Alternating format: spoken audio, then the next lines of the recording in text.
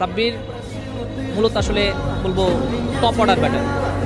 Sabbir 3-4 batting করতে পছন্দ করে, কিন্তু দেখা যায় যে আমরা সাব্বিরকে মাঝে মধ্যে ফিনিশার বানিয়ে ফেলি। আপনি যদি ঘেটে দেখেন পরিসংখ্যান, ন্যাশনাল টিমের পরিসংখ্যান, সাব্বিরের স্বর্ণ যুগ ছিল যখন তিনি 3-4 নম্বরে ব্যাটিং করতেন। What a serve.